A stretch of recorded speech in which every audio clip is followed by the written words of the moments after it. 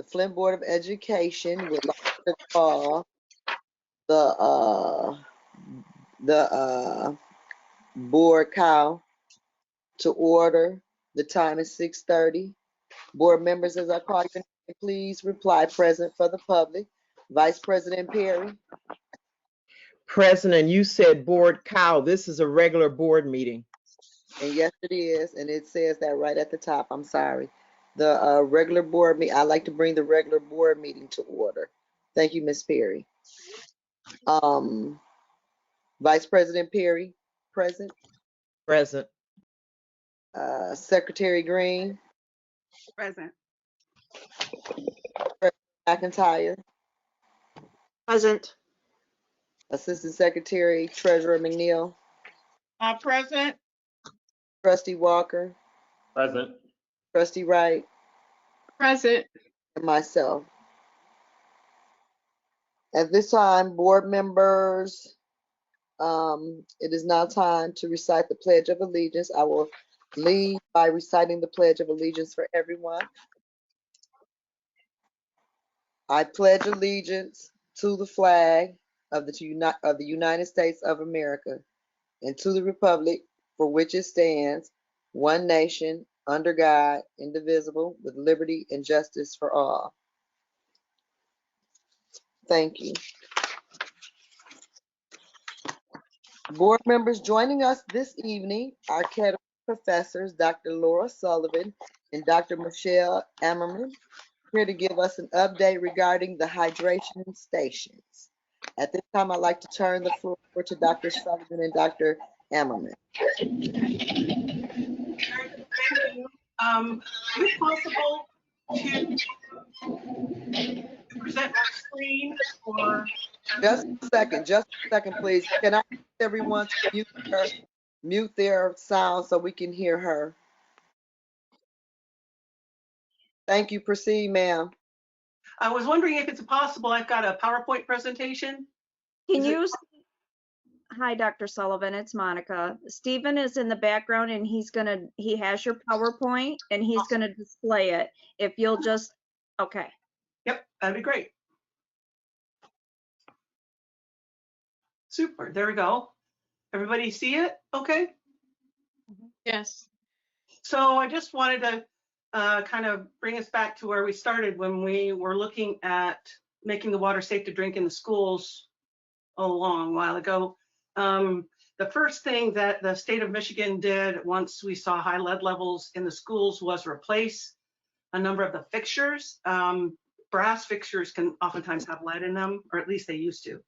And so they replaced all the fixtures on the drinking fountains and the bubblers throughout the school buildings. But even after they'd done that, you can see this is the percentage of taps that had 5 parts per billion or more in each of the buildings. It was pretty substantial. And there are a lot of reasons for that. Galvanized steel oftentimes will absorb lead that has been in the water. And then once the water was switched, it would have leached in. There's a lot of reasons for that, but and many of them probably difficult to fix in the buildings just because of walls that have asbestos and that sort of thing. And so there was a discussion about replacing the bubblers and drinking fountains in the buildings. And until that was done, about turning off all of the drinking fountains. Next slide, please. So after a lot of discussion that happened at the City of Flint, that happened with the Technical Advisory Committee, quite a while after the funding was received from, and I'm not going to remember his name, which isn't good, but anyway, even after the funding was received, it took a while for a manufacturer to be selected to create or build these hydration stations. That's what they've been called. Ultimately, in November of 2019, we received 2 hydration stations to evaluate. The protocol was, the plan was for Kettering to conduct what we call challenge testing, sort of a worst case scenario testing using water with a known level of bacteria or a known level of lead, and evaluating how well the hydration stations cleared the water of those contaminants. Following that, there would be field testing of the actual units in the buildings, where samples of water would be collected coming into a building, sample of water collected coming into a drinking fountain, and then a sample of water coming out of a drinking fountain. So once we got those hydration stations, we needed to know a little bit more about the conditions of the water that would be seen in the buildings, and particularly the water pressure. The way level at which a drinking fountain or any kind of a filter works can be a function of water pressure, but more importantly, we wanted the testing that we did to mimic as closely as possible the conditions that would be seen in the buildings. So we were able to get the water pressure levels for the buildings and a sense of particulate level. The other issue was that we had these drinking fountains coming, but we didn't know very much about what the filters would be inside those drinking fountains. It was kind of kept, we were kept blind to that by the manufacturer. Okay, go ahead, next slide.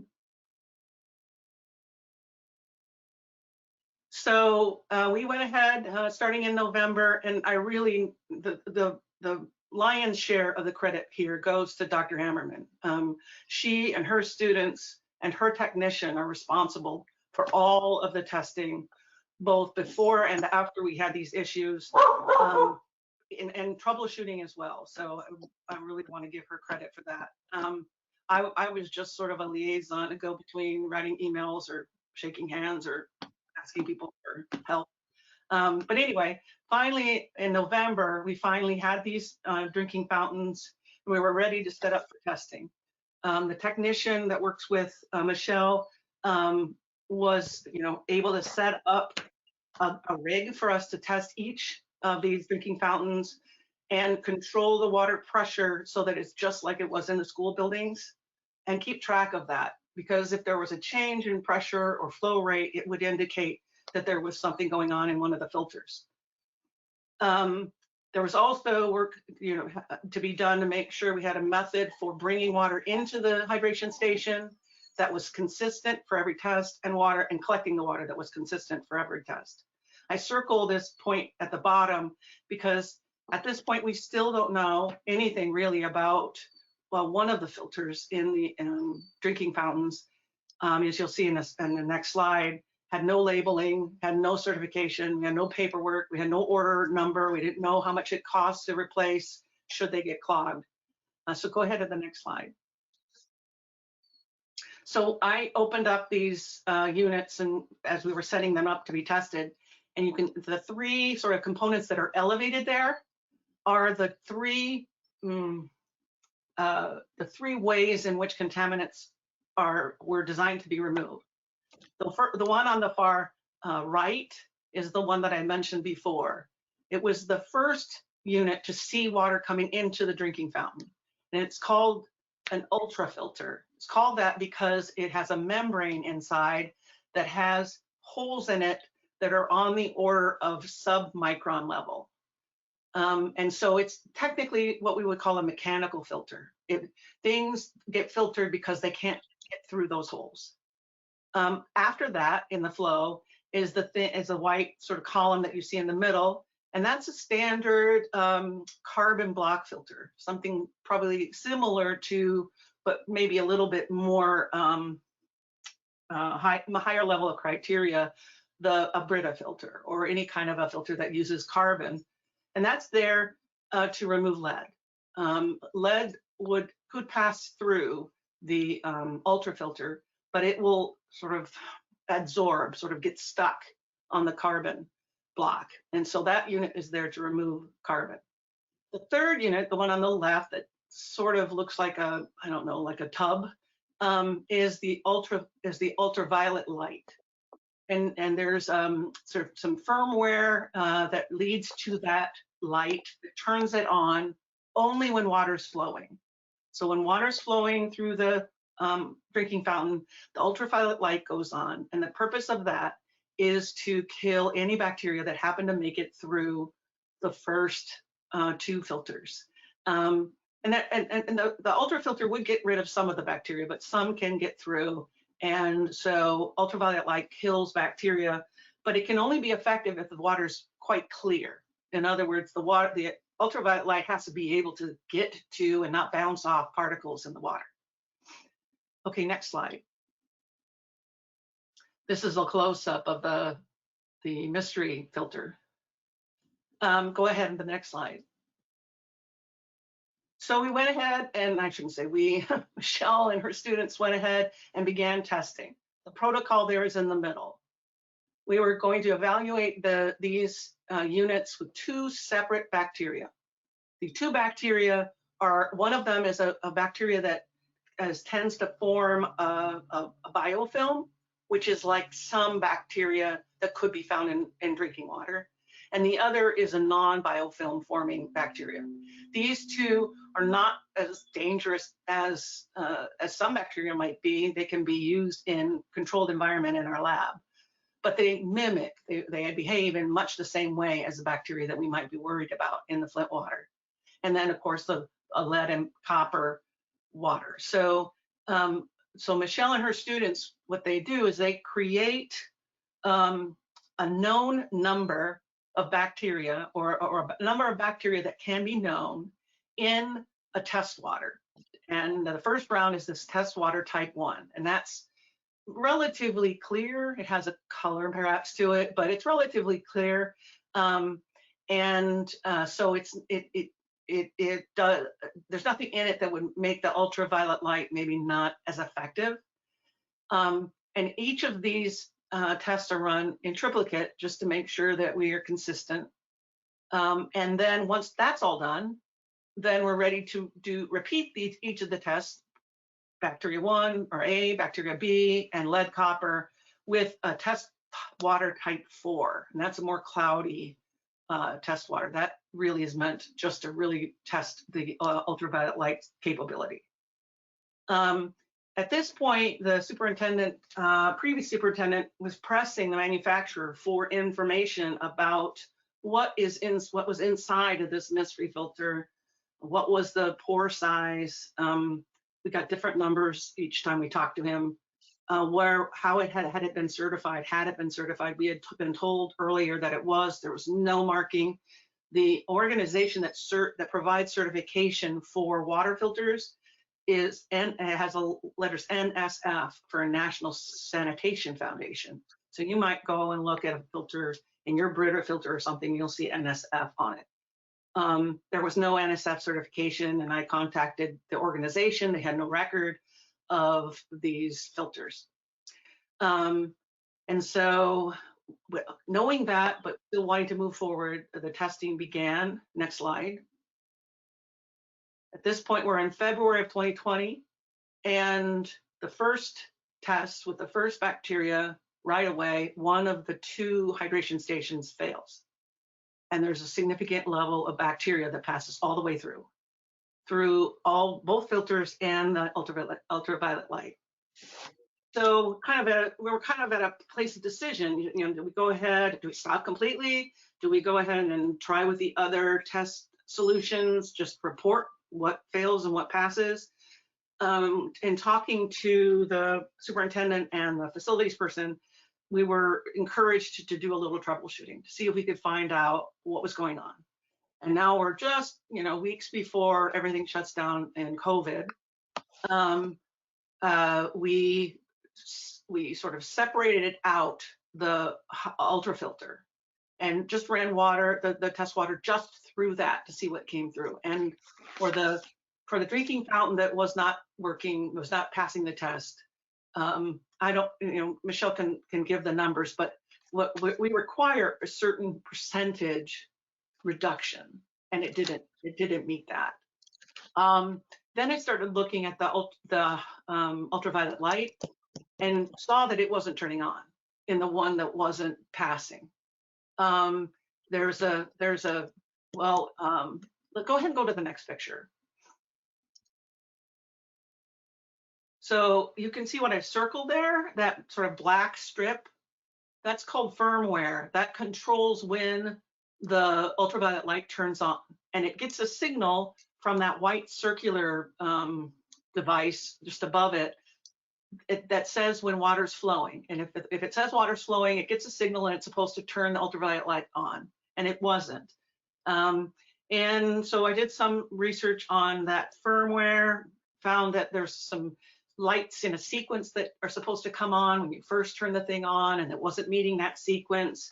Eventually, I just decided I wasn't getting answers from the manufacturer of the hydration station, so I just went to the manufacturer of the ultraviolet lights directly. And they were very quick to respond. They were very, they took it very seriously. They sent an engineer to Kettering to look at what was going on. And the end result was that this company had provided updated firmware to the manufacturer of the hydration stations. And he had failed to update the firmware in some of the hydration stations, or at least one of the 2 that we had tested. So it didn't have this updated firmware. And that's important to keep in mind, because that will be something that will have to be evaluated on each of the hydration stations that we have. It's not a difficult thing to do, but we would have to turn them on and look at the light sequence and know whether or not it needs to be replaced. The manufacturer of the ultraviolet light units, I think, will work with the school district wonderfully to make sure that that's fixed, but it's something that we need to check, because in one of the 2 units it wasn't working. Okay, go ahead on the next slide. So at this point we had COVID. As a matter of fact, I think that the engineer from the ultraviolet light company got in and out the day before we closed the labs. And so at that point, students couldn't assist with testing, and we really didn't know what to do next. I mean, it was really kind of sitting back with the manufacturer of these drinking fountains to reply. And so there was a lot of dialogue between the superintendent and the manufacturer. And ultimately, this manufacturer promised to replace all of the filters that weren't functioning. But that didn't really pan out. Eventually, we started hearing from them, and he wanted our advice regarding what filter he should put in place. And I guess in a world where everybody trusts everybody, we could have easily said, well, maybe you should try this filter. My goal, probably even more than making sure that these work, is making sure that the students and the teachers and the parents can trust that they work. And so I knew that if I made a recommendation about which kind of filter to put in, then I'm kind of biased about whether or not it will work. If I make a recommendation and it doesn't work, there's always a worry that maybe I don't let that show, right? So I really fought and tried to find other experts to provide advice about a replacement filter. And that took a very long time, and it stopped. And frankly, I have ceased communication with the manufacturer of the drinking fountains, as has, I think, everybody other than perhaps people at the administrative level. And so in this past December, January timeframe, with the help of water experts at University of Michigan, a different filter was selected. And I think on the next slide, I got an image for that. So this is the replacement. You can kind of see on the left, sort of its profile. It looks very similar to the ones that are currently in the units. We did have some issues finding a filter that did what we wanted to, and that also was small enough to fit. Go on to the next slide. I've enlarged a piece of that. So these are the specifications. Notice it has an NSF certification. That is just, I wouldn't even say critical. It should be assumed, especially if you're putting something in schools. There should never even be a question about whether or not every component is certified. As a matter of fact, it's probably even wise to have the whole system certified. Each component is certified, but then also to have the system and the order in which those are placed certified. It's too late for that to happen here. but to have each component certified is pretty critical. The other thing to note here is the micron size of the pores, 0.2 microns. So we think that the unit that had been in the filter that had been in there had pores that were 10 times smaller. And so not only was there an issue with one of them not working, but probably these units would have gotten clogged in the first week, and without any information about where you could order them and how you could replace them. So this micron rating is appropriate for removing large bacteria, cysts, larger particles, and then the UV is there for removing the smaller bacteria. Do we have another slide? I can't remember now. Is that okay? Yeah, there we go. So thank you, Michelle. We finally have gotten these new filters in, and as you can see, the first bacteria 2 tests have been completed and passed, and now 3. All right. We had to take a pause and order a new filter because it clogged. Not really surprisingly, because of the levels of bacteria present. It is information that's useful because I think that we're going to recommend that a pre-filter, very inexpensive pre-filter, is put before the first filter, just to get out any large particulate matter that happens to be in Flint water, just based on construction or anything that would just impair or impede the progress of water through the system. So anyway, we had to order a fresh one. It's important to note that this particular filter has the ability of doing both the carbon block filter removing lead and the ultra filter. So it's sort of a 2-in-1. So we have removed the carbon filter and we're using this in place of the one that wasn't reliable and the carbon filter that was there. So there is a place for a pre-filter in the unit that would help remove anything large and prevent this new filter from getting clogged. It's not cheap. It's not horribly expensive, but they're what, $50 or so a piece. So if you have a pre-filter, I think that they could probably be changed hopefully twice a year, but that's yet to be seen. But once we get in there and actually see it with our Flint water. Now, I think they're closer to 100, but again, right now you'd only be buying one filter for replacement as opposed to 2. That's right. That's right. And I think traditionally the membrane filters can be very expensive alone. So I think we tried ordering a case of them and they were over 1,000, and that's not bulk really. That was just us trying to order them. Right. Right. Good point. So what Michelle said, if you couldn't hear, is that now there would be one filter to replace instead of 2. And if we bought in bulk, which obviously is probably what you'll do and not something that we did, you probably get them for a lower rate. Now these dates that are on here, just these might not be up to date, but based on what my last conversation with Michelle, we're thinking we can finish the second bacteria testing with the water type 1 by the 1st of the month, by the 1st of April. And then as long as everything goes okay with the solution, the lead and copper solution, we could finish that by the 15th of April. And then all of that has to be repeated with this cloudier water.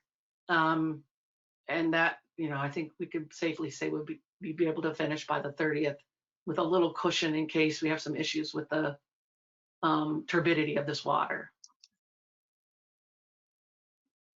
Sorry, I just want to make a statement. So yeah, so the first bacteria, the water, it's doing exactly what we want. I can't understand her. Yeah, unfortunately, there's just all kinds of feedback, Michelle. Not sure why. Sorry. I'll try to go slow and just. For the first bacteria, it's completely filtering. I'm not seeing any bacteria getting through, which is a very good sign. So what Michelle said is, we're hoping for a % reduction in bacteria, and she's not seeing any bacteria get through, the first kind of bacteria get through the system. So that's exactly what we would want to have happen. Great.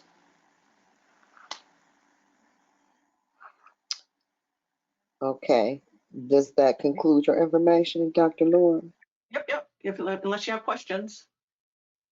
Does any board members have any questions? Dr. have- Wright? Ms. Wright has her hand up. Go ahead, Ms. Yeah. Wright. Yes.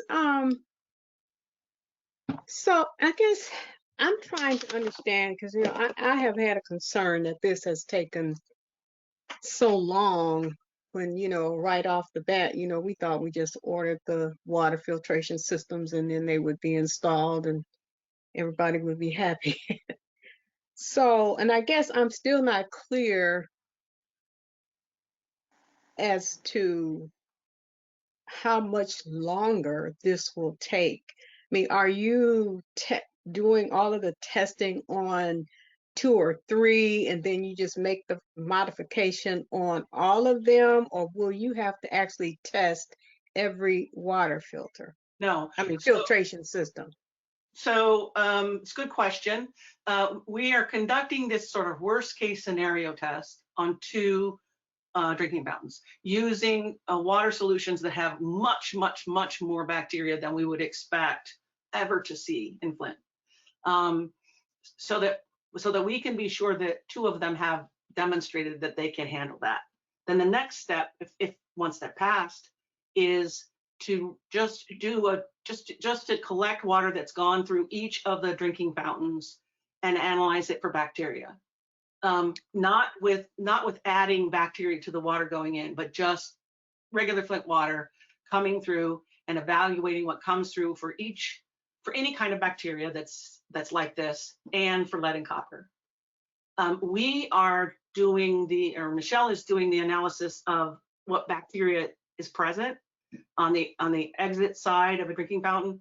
The lead and copper testing is being done by Brighton Analytical I think they're in Brighton for the school district. So the lead testing of our samples and of the samples that are taken in the schools are being done by an external lab.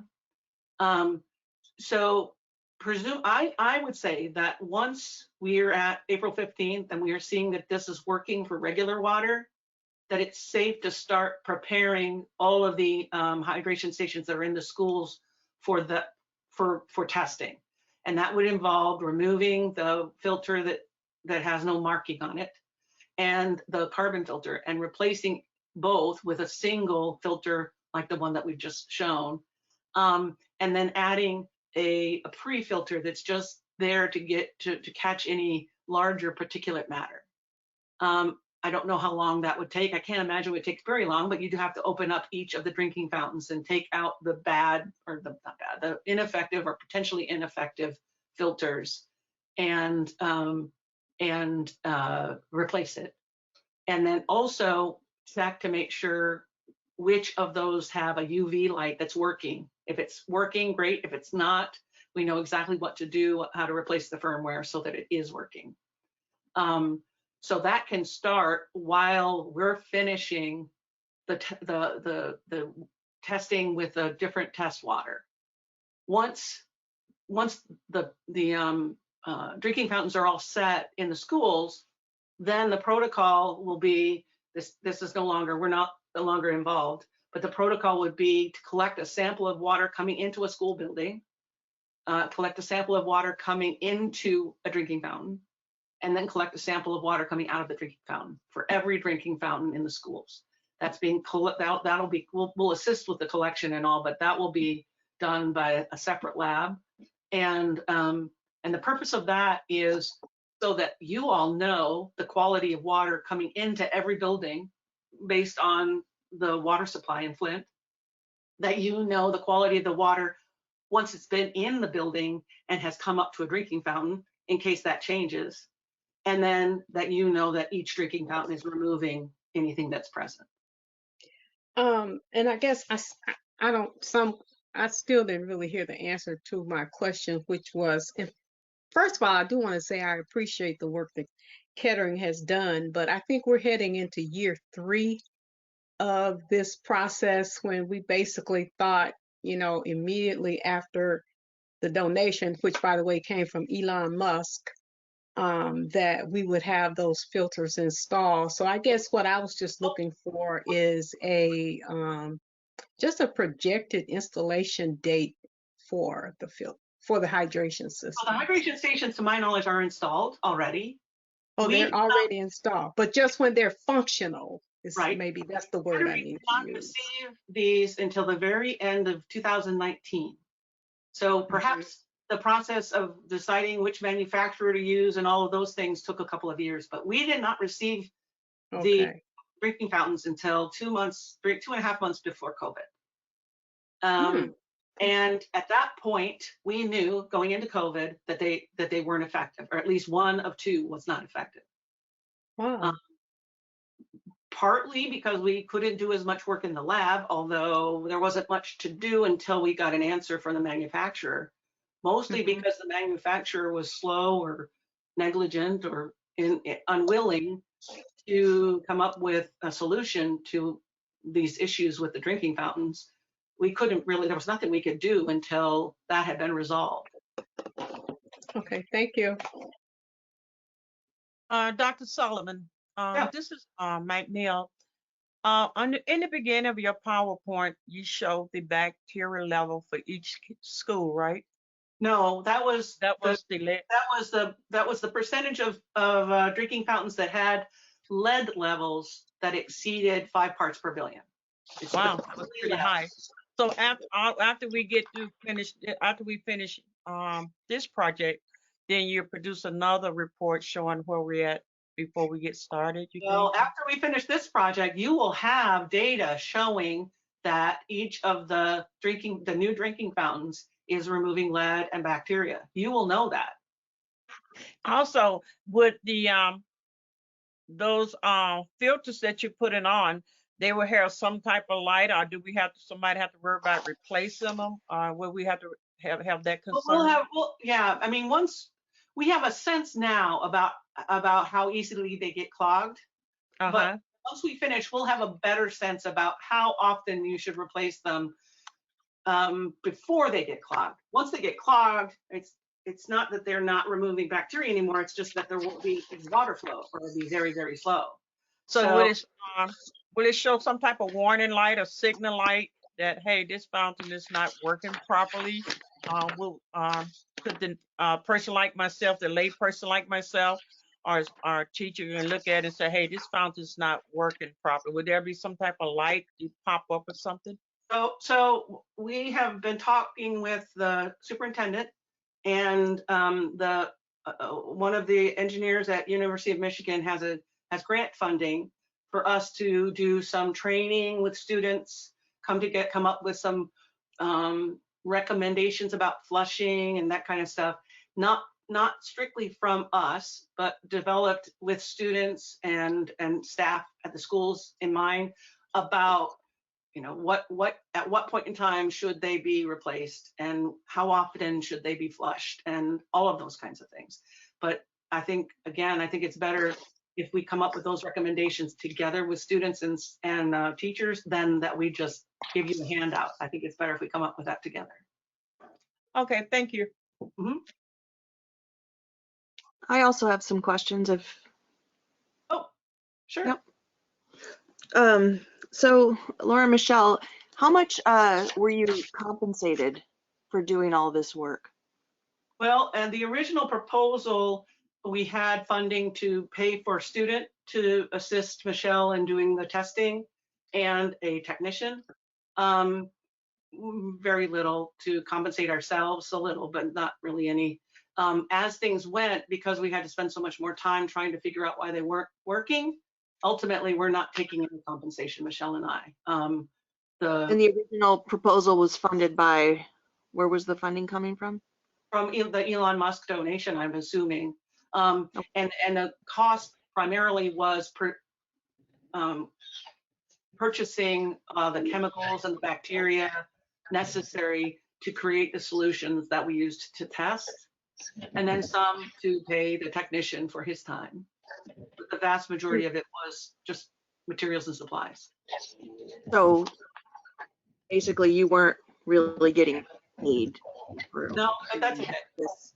I mean, we just really wanted to get this done, and have That's what I'm trying to highlight. I'm not trying to ask you this question to be like, oh my God, how much? I'm trying to highlight so that others know that you two were really doing this as a community service and lending your expertise to a problem that really nobody else would step up and try to fix. And well, so that I won't comment on, but, you know, I just want to thank you from the bottom of our heart as a board.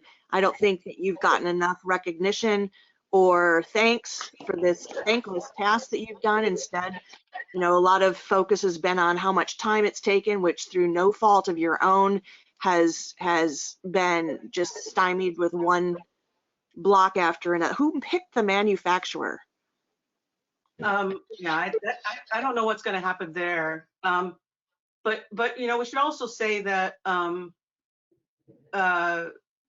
this whole project went through 3 superintendents, and so each time you had a new administration, we also there was a new person that was running the facilities part that needed to come up to speed, and yet it's the same manufacturer that's having to be dealt with each time, and so that probably adds to the Absolutely. And I really want you to hear the thank you from the board and from the community for doing this amazing service. Like I don't think people realize, you know, how much time and effort and heart and sweat you've put into this. Like you've really agonized over it. Like you've taken this seriously. This is, you know, these are life and death decisions that we don't have state regulations that require testing of water in the schools. It's criminal that we don't have that, and yet you've taken it upon yourself to make sure that our students and our staff and our teachers are safe. And I can't thank you enough. And so I'm saying all this because I think it's very important that you get the recognition that you deserve, and not the blame for the time that it's taken. And I also would really want to make sure that we do everything in our power to continue our working relationship with you.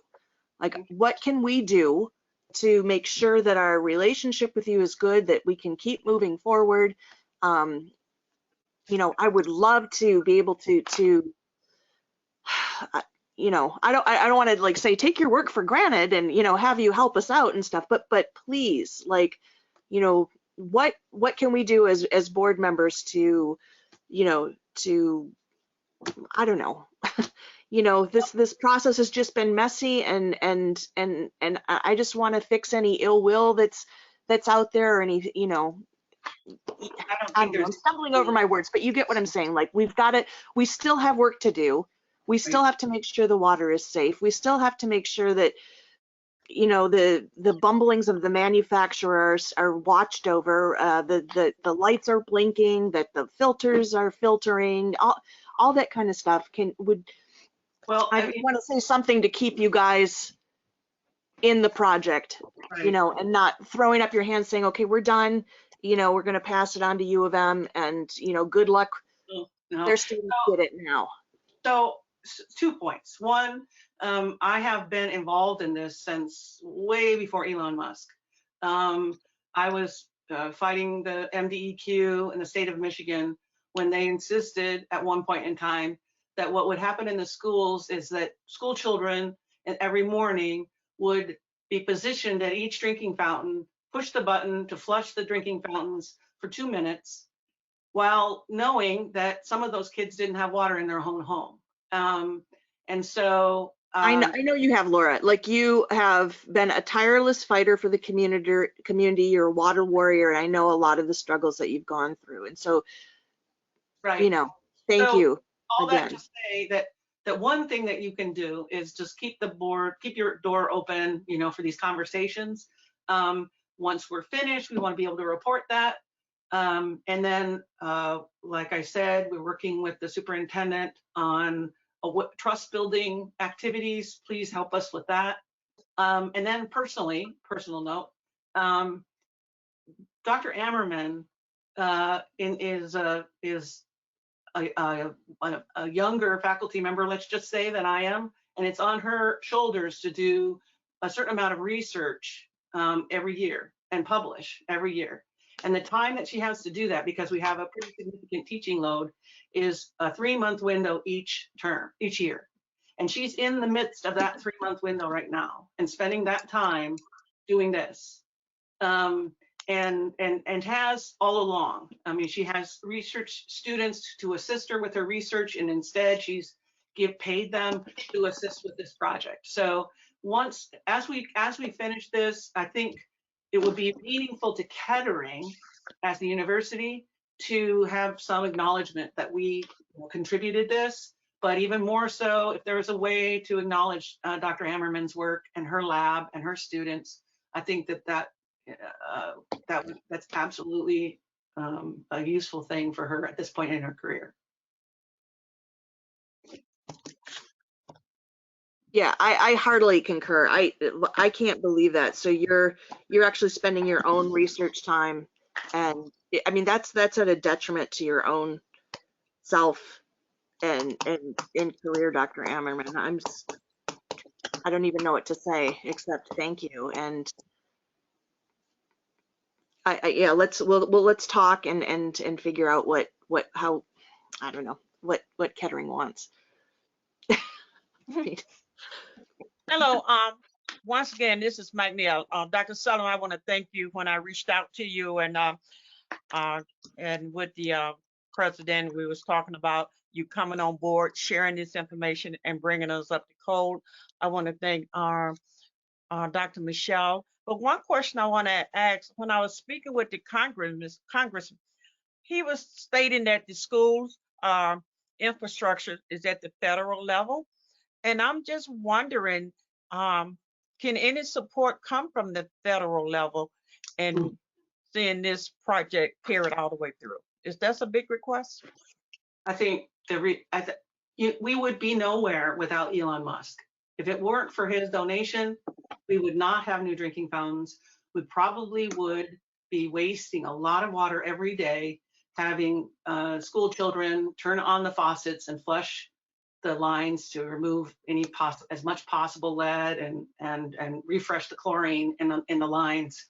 I really don't think that any of this would have been possible with federal funding. I'm not that it could have been possible with federal funding. I just don't think there would have been ever any federal funding for this situation in the schools. I didn't get the sense that was ever going to come. Thank you again. I like what Laura McIntyre has said, and maybe we can put our heads together and look for some support and recognition and funding, because without two ladies, and we've been fighting this for a long time, and people need to hear this, where we at. And they talk about what Elon has done, and we don't want people to think that we have forgotten his work and what he has done. And we had a lot of interruption, but I would like to see this project all the way through, and maybe the board and we all meet again and have this conversation, because I know it's about 7:14 and you have somewhere else to go, but I really appreciate your service. Thank you. I'm going to have to sign off.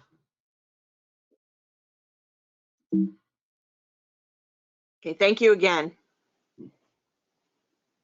I don't know how to sign off.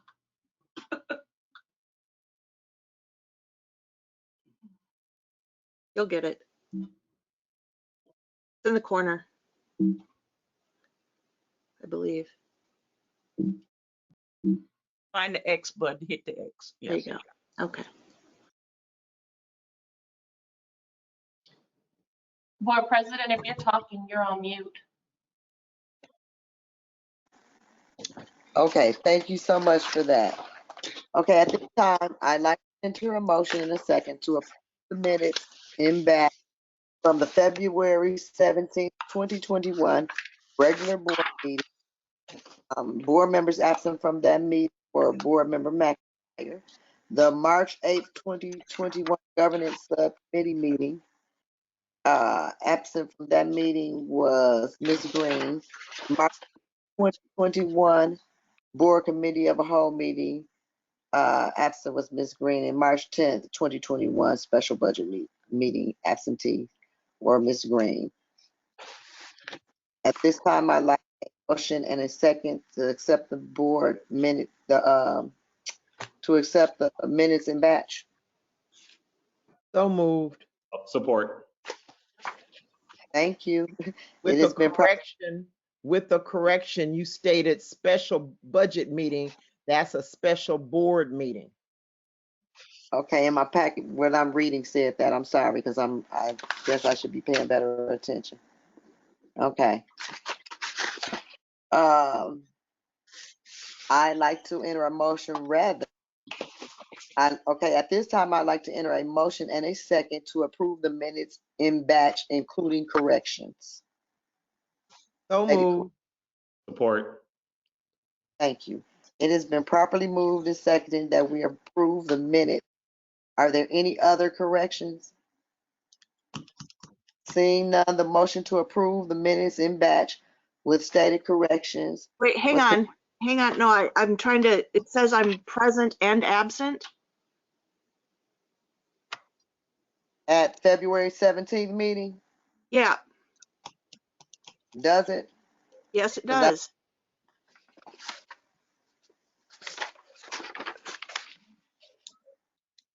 You weren't there, are you? No, Yes, she I was was. there.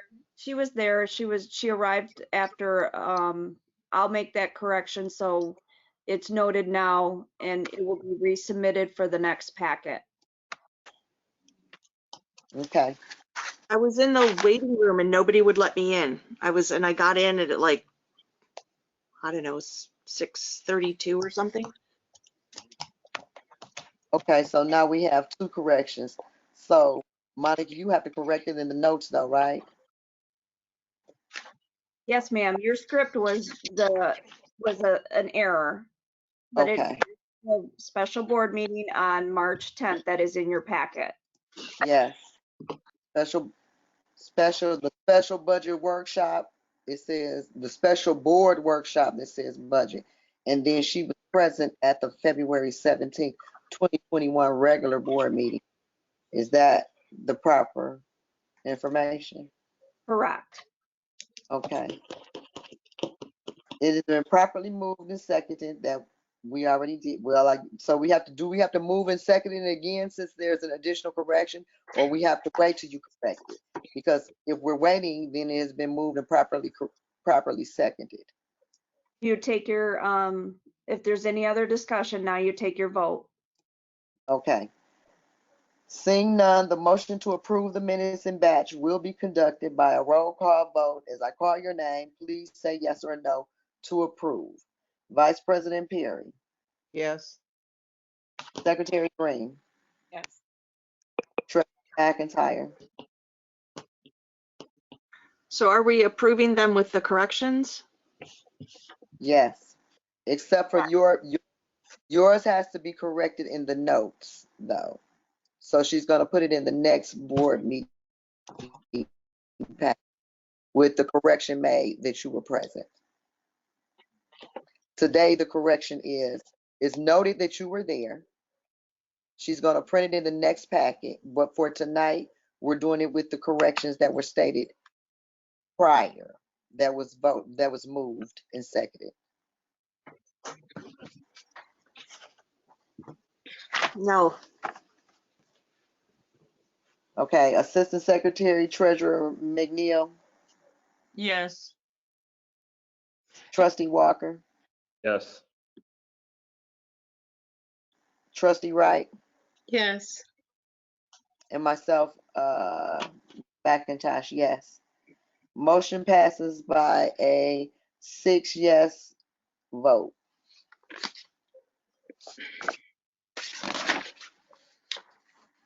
At this time, the board will hear any comments from the public regarding agenda items. Members of the public are reminded that the Board of Education, by its bylaws 1370, are not obligated to answer questions, make statements, or comments in response to the issues raised by the public in general. Such issues will be referred to the superintendent for investigation, study, or recommendation. Any public members wishing to speak regarding agenda item may raise their hand or submit their name in the chat to alert Stephen that you want to speak. Also, anyone who sent an email prior to today's meeting will have that read. At this time, I will ask Stephen if anyone wishes to speak. It may take him a moment, so please be patient. Stephen will state your name prior to unmuting the microphone, and you will have 3 minutes to address the board. Please state your name, state your address for the public record before you begin speaking. Steve, do we have anybody? Yes, 1 second here.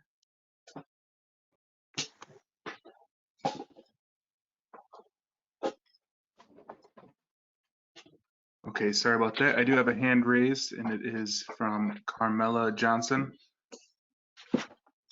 Carmela, I've unmuted you. Feel free to begin when you are ready.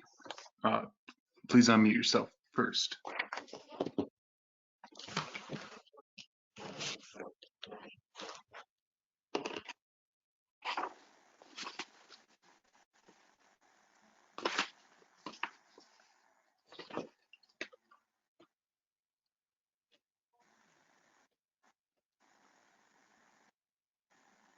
Ms. Johnson, I still show yourself muted.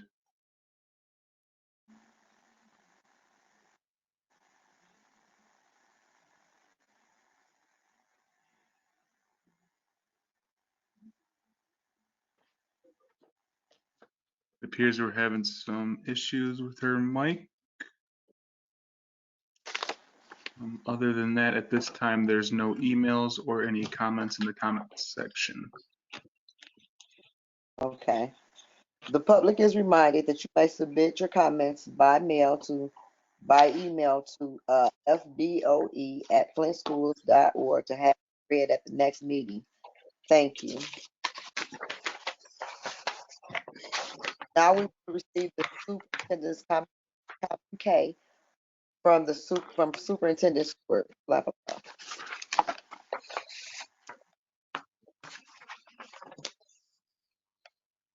Is Superintendent Stewart? Yes, ma'am. Yes, ma'am. Okay. I'm here. Thank Okay. you. Good evening, board members.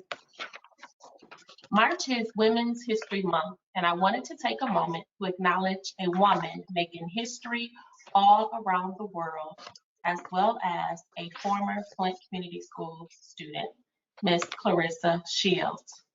The world knows her as a record-breaking professional boxer.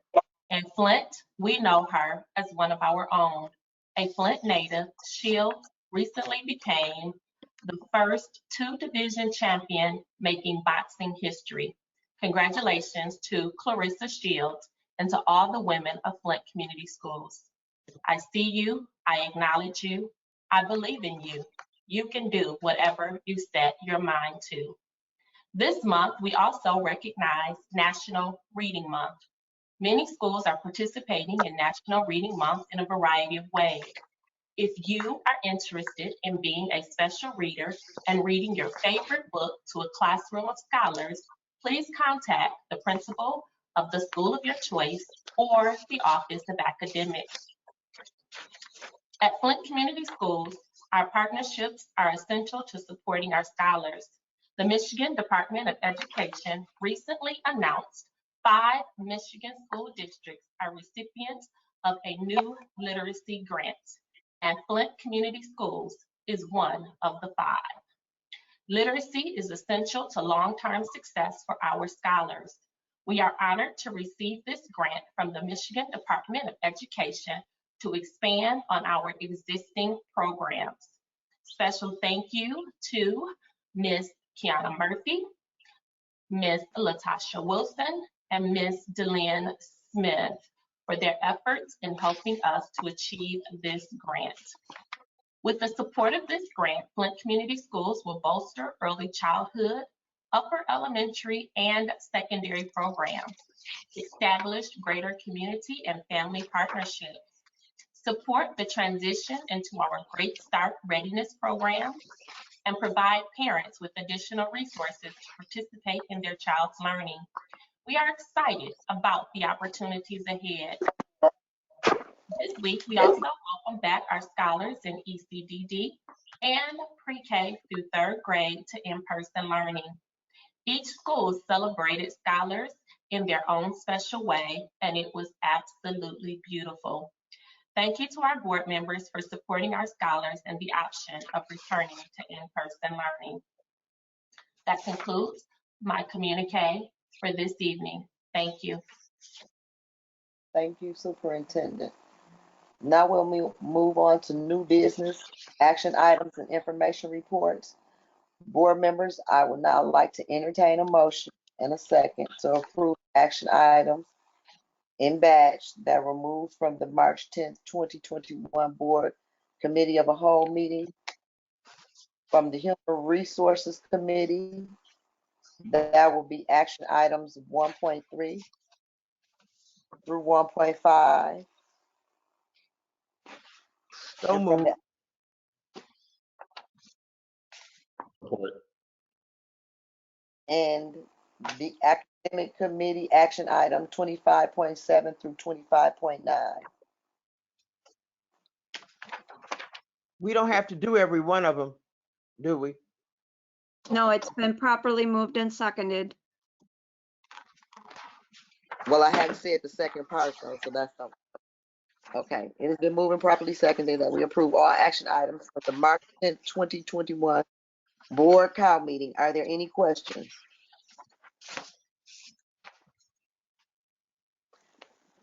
Seeing there are none, the motion to approve action items will be conducted by a roll call vote. As I call your name, please say yes or no to approve. Vice President Perry, Yes. Secretary Green, Treasurer McIntyre, Yes. Assistant Secretary Treasurer McNeil, Yes. Trustee Walker, Yes. Trustee Wright, Yes. and myself. The motion passes with a 7 yes vote.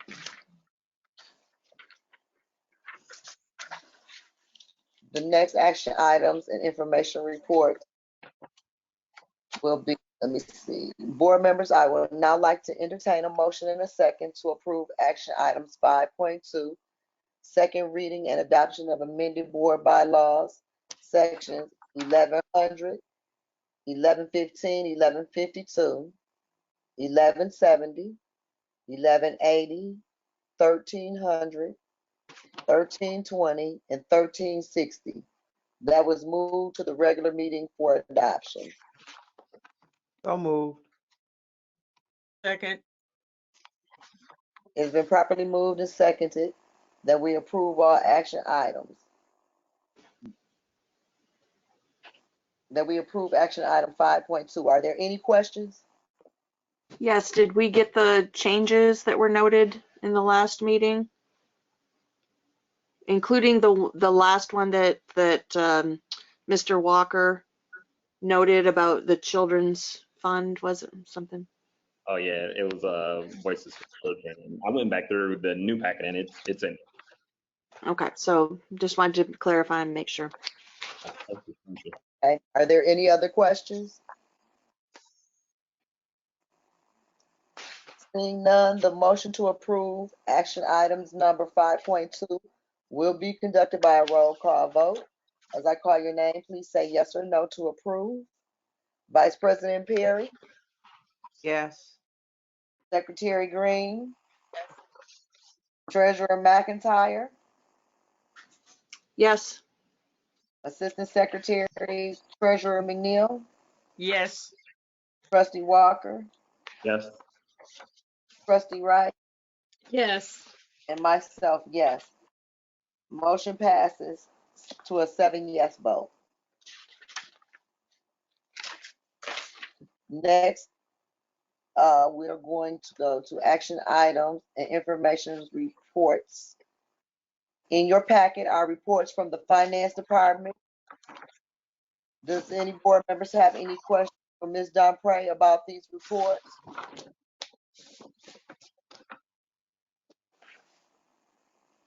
$12.10 check registry from February 28th, 2021.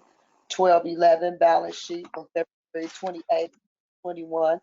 $12.12 budget versus actual, February 28th, 2021.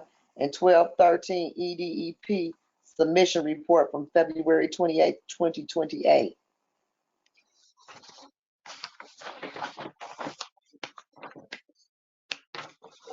Board members, at this time, we will receive an update on the extended COVID-19 learning plan. We will give the public an opportunity to comment after the update. Community members, if you wish to speak, please make sure you raise your hand or submit a comment in the chat during the presentation to alert Stephen to call upon you after Mr. Jones is done speaking. I will now turn the floor over to Mr. Jones. Good evening, board members. Good evening. Good evening. All right. Stephen, you can go ahead and go to the first slide. Thank you. I just want to give you an update on our enrollment. 3,260 scholars are in our district. And our attendance daily rate has been 75% in attendance over the last month. You can move forward, Stephen. Our NWEA completion has risen since our fall test. In math, 82.6% of our scholars successfully has taken our NWEA test, and in reading, 82.1% has successfully taken our NWEA test. And you can see by school there the percentage rates for the winter 2021 test.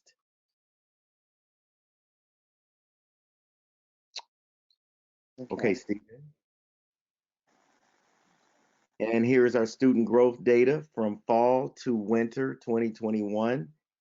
District-wide in math, 43.6% of our scholars during the pandemic have reached their growth target for the winter NWEA math, and 41.1% of our scholars reached their projected growth target for reading. This information has been shared with building leaders and information to share with leadership teams and teachers to evaluate what we are going to do moving forward as it pertains to getting our scholars ready for the spring test cycle. And we will have conversations in our one-on-one with building leaders after they have met with their teachers so that we can report back what is happening in our buildings to bring those projected scores higher for our scholars. I would like to say during this pandemic, we would like to thank our teachers and our building leaders for all of the work trying to get our scholars on to take this NWEA test, which has been very difficult for some of our families to be able to sit with teachers to take the test, with internet issues, so on and so forth. So just wanted to give kudos to our staff for all of the hard work that they've done to get our scholars tested. Go ahead, Stephen. Dibbles is K3. Our scholars benchmark at or above benchmark. This as well has been discussed with principals, sent to principals, and asking to speak with leadership team, their leadership team and their teachers to evaluate where we are, what's working and what's not, and what can we do during this time to improve those scores for the end of the year.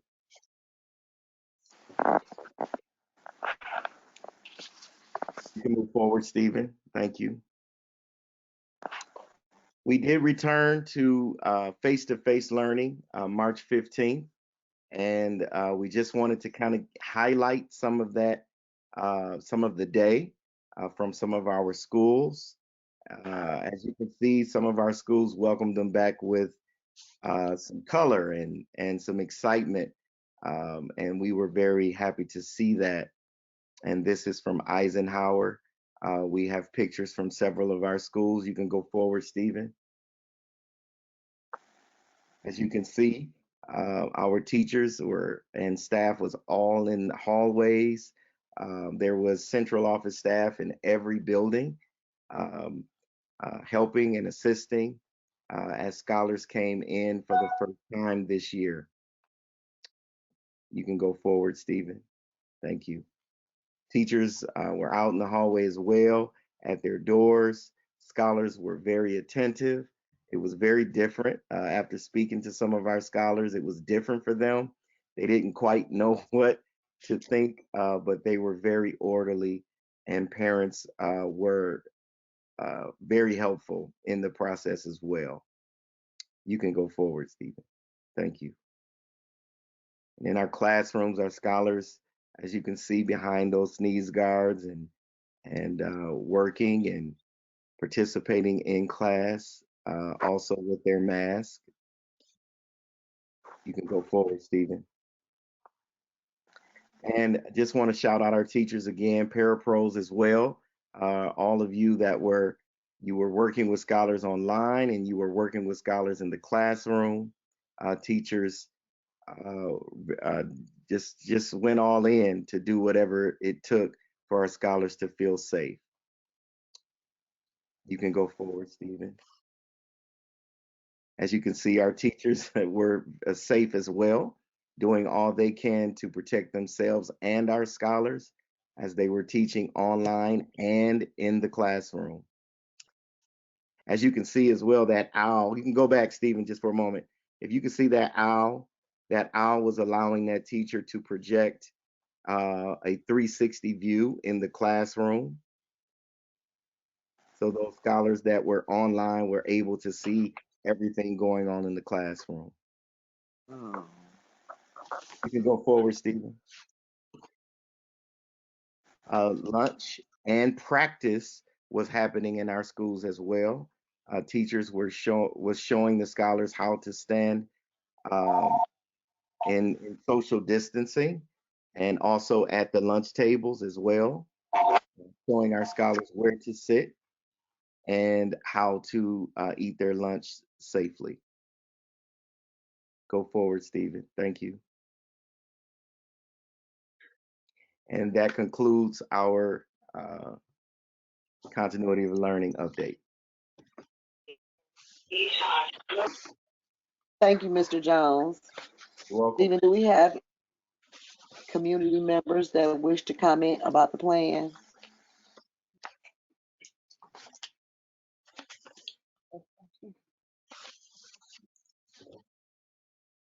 I currently see no hands raised or any comments or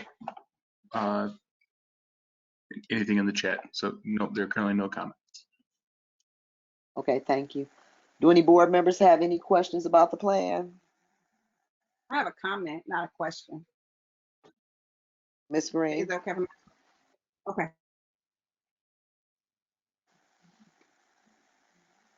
I just want to say I have.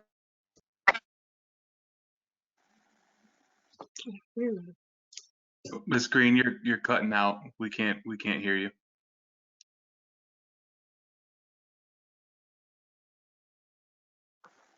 Mm-hmm. All right. Mm-hmm. Carol, stop. Ms. Green, I don't think anyone heard any of that, to tell you the truth. Oh, You really? were cutting in and out. Yeah, I'm sorry. Okay, I just wanted to say that I haven't received emails or phone calls with anything that's bothering anybody. And I'm one of those people who get text, phone calls, and emails. So I'm pleased, very pleased that staff must feel safe, family must feel safe, because I would hear about it if they didn't. And I'm not sure if this is the time, President McIntosh, but and I might have missed it because I had to walk away, but when I asked about the filters for the washing of hands and the sinks, can we get an update on that before we leave this meeting?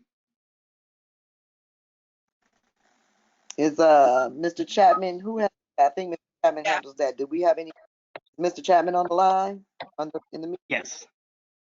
Yes, ma'am. Okay, Mr. We Chapman, received, can you? we received 40 of those pure filters from the city, and we're still waiting for, I believe, 300 of them. They have not arrived yet.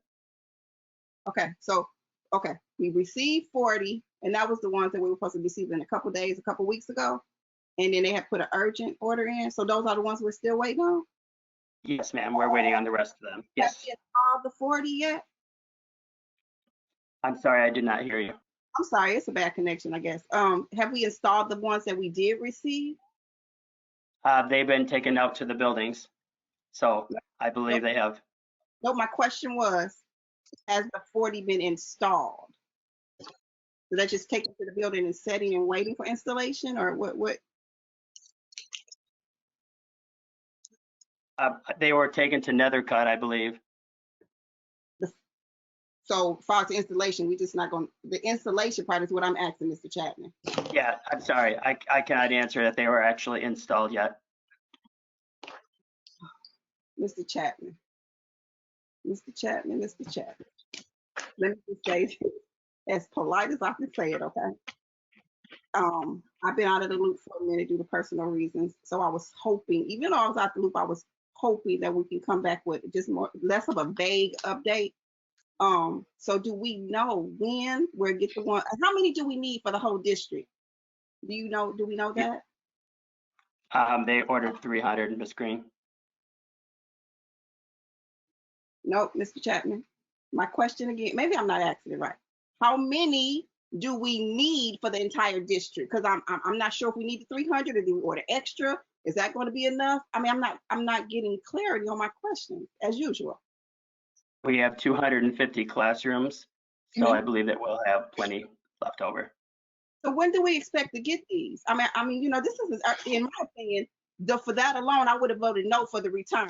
I would have voted no. I wasn't on the meeting, but I would have voted no because I think these are very important. As I said before, sanitizer is just not going to cut it. So, Mr. Chapman, do you know when we'll get those 300 or the 250 that we need installed, and when we'll get those 30 that are sitting in Nethercut waiting to be installed? The 40 that are at Nethercut will be installed by this Friday, and I'm at the mercy of the manufacturer whenever they send them to us. The city told me that it would be a month, and that was 3 weeks ago. Okay, let me just say this. Oh, I'm sorry. Go ahead. No, I'm all set. It'll be a little smoother for me with my questions if you can get some voluntary updates, because we've talked about this several times, and I feel like I'm beating a dead horse, or I'm beating you, or whoever. I'm just asking you voluntary updates. I mean, because it's still kind of vague to me, so I'll spend the rest of my night contemplating and thinking about this. So hopefully, you said it's been 3 weeks. Maybe next week we'll get those in, and we can get those installed and not just taken to the buildings. Yes, ma'am. I appreciate it. Thank you. You're welcome. Board President.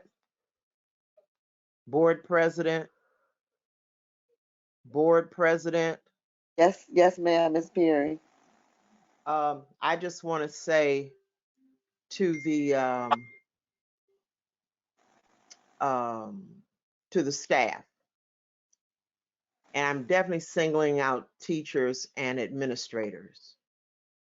I appreciate all the work that has been done since March 13th, 15th of 2020 to make sure our children have gotten their education, and all the work they did, to come back to have the classrooms ready. So I just want to give them a pat on the back for that, because they have really, really had to work hard to get things going, because this was something that has never, ever happened before. And so to pull things together from nothing to make something I just think they need a pat on the back for that. That's it. Madam President, Yes, Ms. McNeil, you have the floor.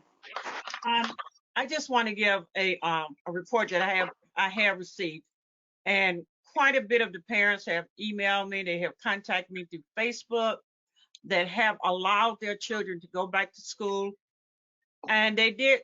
Several said a few things that really made me feel good. That they was glad that they felt comfortable in the step that we took to bring their kids back to school. They felt like we had done a good job with what we had to work with. Parents must realize that even before the pandemic, we didn't have a lot of filters in the bathroom to wash your hands anyway. But keep practicing those same hand sanitizing procedure. But I want to give a shout out to our teachers, to our staff, to the board members, because we went that extra mile to make sure that our kids are safe. And we did not make a mistake voting to open up the school. I think that was one of the smartest moves that we made, because it relieved a lot of parents of some problems that they was having. Some of the parents told me to address this to some of the board members, some of the statements that was made. They said they wasn't sending their kids back for no other financial reason or poverty reason. They were sending their kids back because they want them to catch up. And we kind of offended them to think of anything else. So let's kind of be careful, because these are the parents that wanted their kids to come back to school without being condemned. And I think we did a great job. Hopefully, Mr. Jones, that we can get these scores up. I would probably volunteer some time to come in and tutor to help get our kids to where they're supposed to be. But all in all, we did a great job, and thank you. Madam President, I got a question. Am I good to go? I'm sorry, Madam President, I couldn't hear you. Oh, Okay. I'm sorry. I was okay. You have the floor, Mr. Walker. I was muted. Mr. Jones, I wanted to thank you for your presentation, but I had a question as it relates to now our readiness to bring back our 4th through 12th grade scholars and where we're at with that. Do we feel, again, is everything in place as we're moving forward to that Monday date? Just would like an update. I am going to defer that as it pertains to the sneeze guards to Mr. Chapman. Yes, all the sneeze guards are in for staff at Southwestern, at Holmes, and at ALA for the teachers and for the students. And I would answer for the academic side. Yes, we are ready, Mr. Walker. ALA is ready academically. Southwestern is ready, and so is Holmes. Thank you. Okay, thank you. Are there any other board members? Yes, Madam President. Have the floor, I had a question for Mr. Chapman. Okay, you have the floor. When you say, Mr. Chapman, when you say that the sneeze guards are in Southwestern, does that mean that they're installed, or they're in the district, or they're in the building? They are in the office area. In the office area, so they're not installed? No, they are going to be opened up and set on the desk. The students will pick them up. Mr. Chapman, can you please elaborate why the sneeze guards for secondary are not installed on the desk? Thank you. Yes, the students will pick them up and carry them to class. And at the end of the day, they will be carrying them to each class. At the end of the day, they will be cleaned, disinfected in an area and put back. So board members, the reason why they're not installed on the desk in secondary is because those kids change classes. And if they were actually installed on the desk, you would have different students using the same sneeze guards that have not been cleaned. And so each student is going to be assigned a sneeze guard at the beginning of the day, and that will be their sneeze guard for the day. And they will carry them from class to class with them because they do switch classes. And then at the end of the day, those sneeze guards will be cleaned.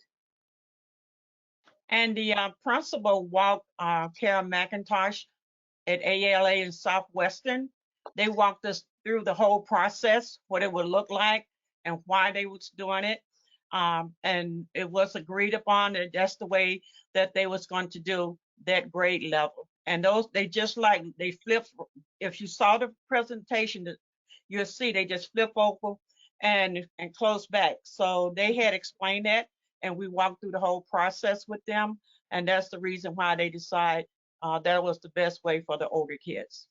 Yeah. Kara McIntyre, you can chime in on it if you need to. Well, I was gonna go last, and we got board members, but I'll let them go and I'll get in last. Okay, Ms. Green and then Ms. Wright. I wasn't finished, but I'm sorry.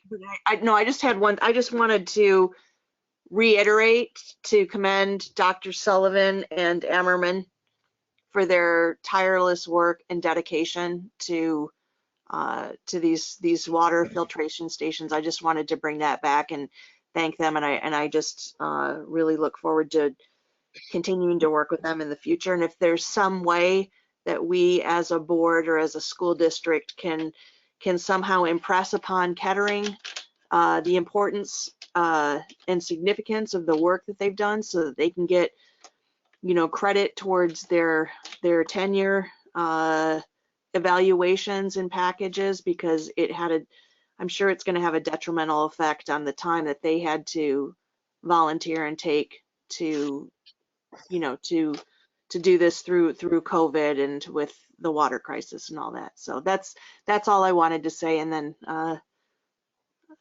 you can talk about the cards or whatever else. Yep. Okay, thank you. All right, Ms. Green. I just wanted, because there's a little confusion when we use the word install. The sneeze guards aren't installed. Like Mr. Jones said, they're set on the desk, and that's a little different from being installed, because I've seen sneeze guards that's been installed. Ours are not, and I get it's confusion in the community when we keep using that word, because like I said, they're not installed. Like Mr. Jones said, they're placed on the desk, which is a big difference to me. But you know, I just wanted to clarify that. Yeah. So Board Member Green, if I could add, I think the installation piece came from, just for clarity for the community. The elementary buildings, the sneeze guards are placed into plastic inserts that are they have 3M tape on the bottom of them, and they're taped to the desk. And so I think that's where the installation came from. So they're actually taped to the desk. But kids you can actually remove the desk guard from the tab, and the tab stay on the desk. You can remove the desk guard from the tab, and you can carry it around with you. And then when you go back to your desk, you can actually put it back inside of the small clear plastic tabs that are on the desk. They're a little difficult to get in and out, but they do come out of them. But that's what it is. It's the 3M tape, and the tabs are taped to the desk.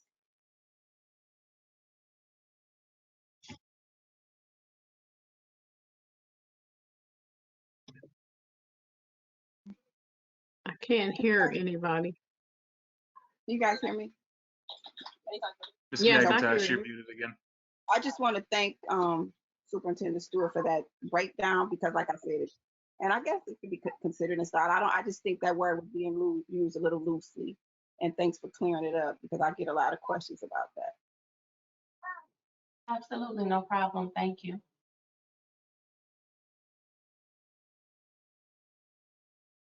Am I okay to go, Ms. McIntosh? I'm sorry, Ms. Wright. I thought I was unmuted. I've been calling your name. Ms. Wright. Okay. No, and what I have to say is very brief. I happened to be, excuse me, at the administration building, I think it was yesterday, picking up my board packet, and I actually saw the Sneeze guards. safety Thank guard. Yes, that the high school students will carry, and it's a very neat little item. Actually has a handle, and I could picture them being able to, carry those around very easily from class to class, and then I also could see how they could be easily cleaned. So that's all I wanted to say. Thank you. And I'd like to speak if no other board members have anything to say. Okay. I'd like to say to the administration, thank you for getting this thing off the ground. We started off a little shaky, but I think we did a good job. I feel better about the sneeze guards. No, they're not what do you call it? It's not the Michael Jackson bubble, but if somebody is infected with COVID, I'd rather have a strip of saran wrap between us than to be unprotected. So for that, I'm glad we took the time to do that for our students. Secondly, I'd like to thank our teachers for all their enthusiasm because they were enthusiastic about returning to work. They were very excited about it when I went to visit them. They voiced, more than one teacher voiced how excited they were and how they were awaiting the return of students. And so as long as our students are safe and our students are happy and our parents are happy, then I think we've succeeded thus far. We still have a fight and a plight ahead of us. But if we follow the CDC guidelines, social distance, and I think taking the sneeze guards with our students that change classes was very intelligent because cross-contamination is real and COVID travels. So that cuts back on a lot of issues that we could have had. So that was understandable to me. But with that being said, if no one else has anything to say, nobody else has anything to say, we're gonna move on. And at this time, I would like to give the public the final opportunity to address the board before we adjourn our meeting. Stephen, please check to let me know if anyone has raised their hand or submitted any requests to speak in the chat.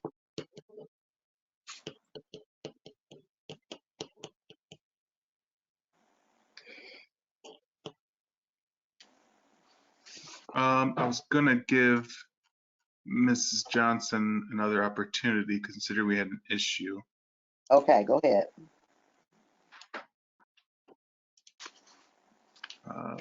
Mrs. Johnson, if you want to unmute, unless we're still having complications. Okay. Ms. Green, go I ahead, got Ms. a Green. question. My question is, so I understand how the upper grades are doing, but for the elementary students, who's cleaning these guys in their classrooms? Is that something that the janitors are doing, or is teachers doing that? Because I'm assuming they have to, whether it's the RAM, whatever, be good enough. Yep. We all Yep. about it, and I just really want us to get out of that mindset. But who's cleaning the sneeze guards for them? Mr. Chapman, I'll defer to you. The custodians will clean them at the end of the night. Okay. Okay. Thank you. I appreciate it. You're welcome. Thank you. At the time, before we adjourn, is that all from the board? Any other comments? Okay. The board's next committee of a whole meeting will be held on Wednesday, April 14th, 2021 at 6:30. This meeting is adjourned. It is 7:59. Good night, everyone.